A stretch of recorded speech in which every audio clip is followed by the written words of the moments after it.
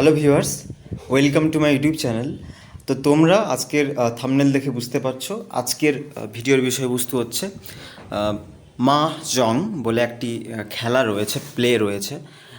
তো এটির ইম্পর্টেন্স বা এটার সিম্বল কী, তোমাদের আগাথা ক্রিস্টির মার্ডার অফ রজার অ্যাক্রয়েডে এটা মানে এই গেমের মাধ্যমে আগাথা ক্রিস্টি কী সিম্বলাইজ করার চেষ্টা করেছেন বা কী বোঝাতে চেয়েছেন, এরকম একটা ডিসকাশন আমি তোমাদের সামনে আজকে করে দেবো।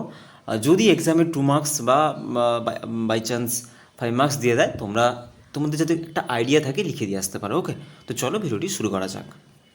দেখো, তো বেসিক্যালি আমি পড়ছি, তোমরা শুনতে থাকো। তোমরা একটু এখান থেকে জিস্টটা বের করে খাতায় লিখে নাও, খাতায় লেখো, ঠিক আছে? জিনিসগুলো কিন্তু মনে থাকবে তোমাদের।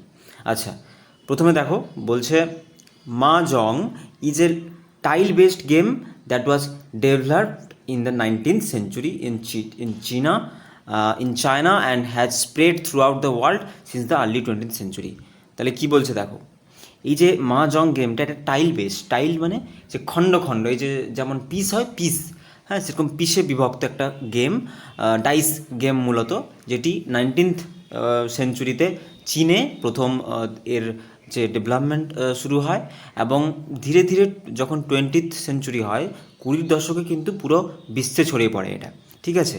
তো তোমরা, আমি থাম্বনেল দেখে বুঝতে পারবে, আমি ছবিটা দিয়েছিলাম, দেখো এই যে ডাইসের, দেখতে পাচ্ছ এই যে ডাইসের ছবি, ঠিক আছে? তো বেসিক্যালি এইটাই, ঠিক আছে? তো তারপরে কি হয়, এটা 19 শতকে গোটা বিশ্বে ছড়িয়ে পড়ে। এটা কিন্তু প্রথম উৎপত্তি হয় চীনে। Okay, it is played by 4 people, it is played by 4 people. তাহলে বুঝতে পারলে 4জন প্লেয়ার এখানে থাকে, আর বেশি কিছু লেখার দরকার নেই।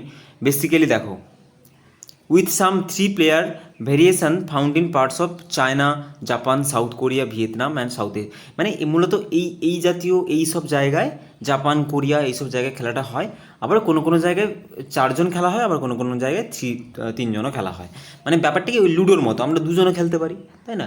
লুডো 2জনও হবে, 4জনও হবে, বেসিক্যালি ওই রকম আর কি, ওইরকম খেলাটা বলতে চাইছে। তো the game and its regional variants are widely played throughout east and south east Asia and have also become popular in western countries. মূলত এই যে ইস্ট আর সাউথ এশিয়াতে এটার ডেভেলপমেন্ট হয়, তারপরে একদম ওয়েস্টার্ন কান্ট্রিজগুলোও এখন এই খেলাটা পপুলার হয়ে গেছে, জনপ্রিয় হয়ে গেছে।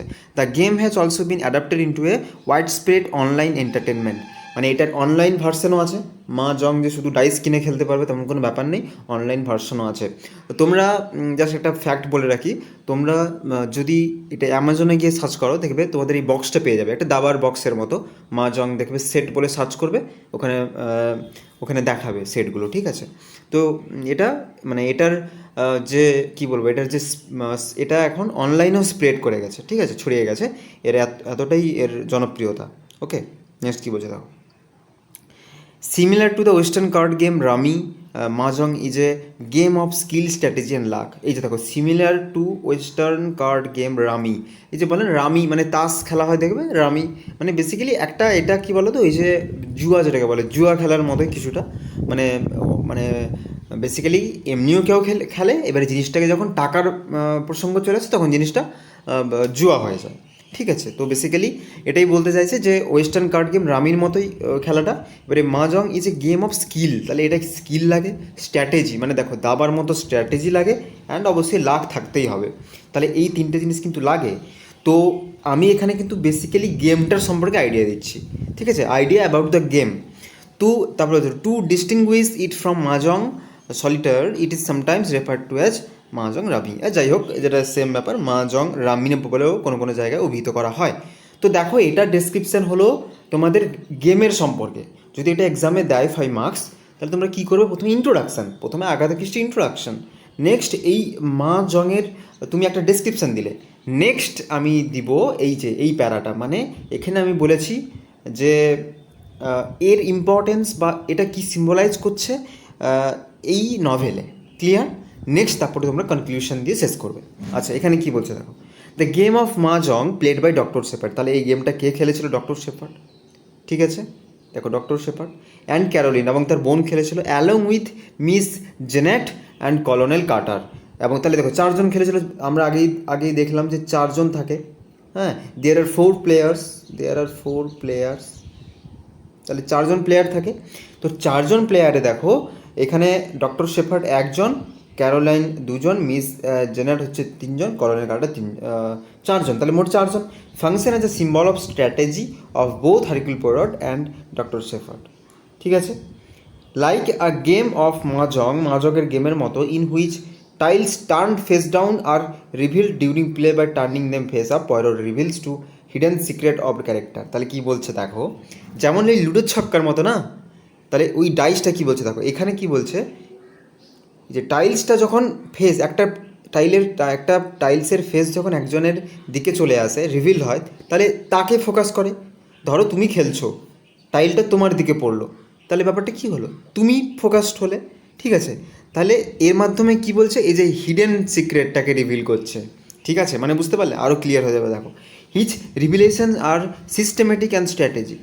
দেখো তার যে এই যে রিভিলেশনটা তার সিস্টেমেটিক এবং strategic, as if he were assembling pairs of tiles in mahjong, but the game also work as symbol of doctor Shepherd's well executed strategy. দেখো আগেই পড়লে যে এটা একটা গেমটার স্ট্র্যাটেজিকে সিম্বলাইজ করছে, তাহলে এখানে স্ট্র্যাটেজিটা কী, এখানে তাহলে এই গেমটা কেন, কারণ এই গেমটা খেলতে সিদ্ধহস্ত কে, ডক্টর শেফার্ড। তাহলে সে একটা স্ট্র্যাটেজি কোথাও একটা, তার যে মাথার যে বুদ্ধি, তার যে একটা স্ট্র্যাটেজিক বা একটা ক্রিটিক্যাল থিঙ্কিং, সে কিন্তু এই মাহজং খেলেই তার একটা হয়েছিল, এটা আমরা বলতে পারি।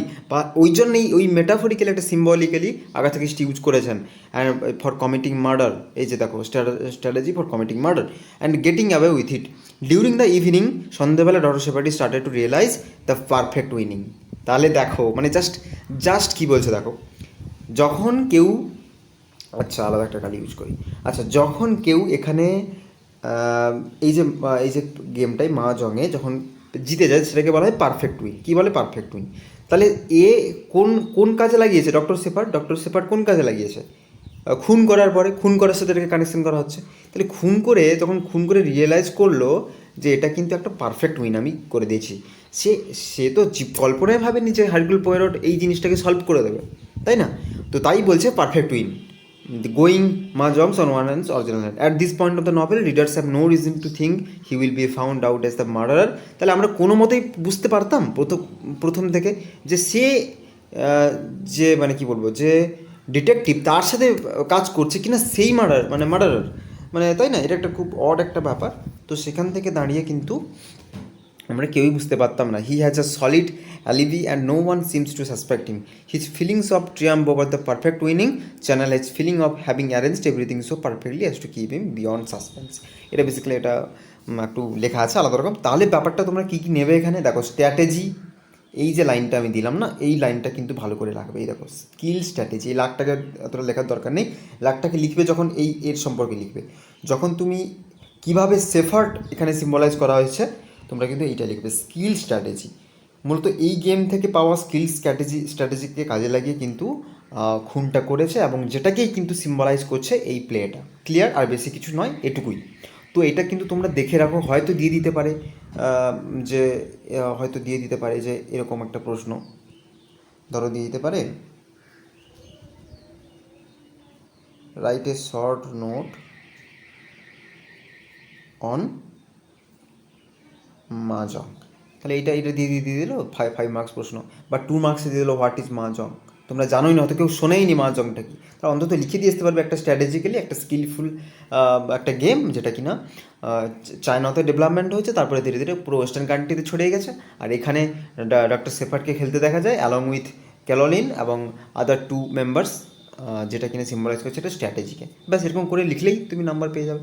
ঠিক আছে, তো বেসিক্যালি বুঝে নিলে একটা, যদি প্রশ্নটা দেয় বা নিজেদের একটু যদি কোনো সিম্বল দিয়ে দেয় বাই চান্স, ঠিক আছে, ওগুলো জেনে রাখো, আশা করি হেল্পফুল হবে বা কাজে দেবে। বা তোমরা এটাকে আলাদা কোনো নোটসে ইউজ করতে পারো, মাহজং তুলে দিয়ে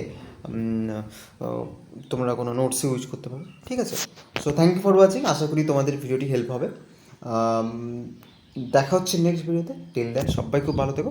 গুড বাই অ্যান্ড টাটা।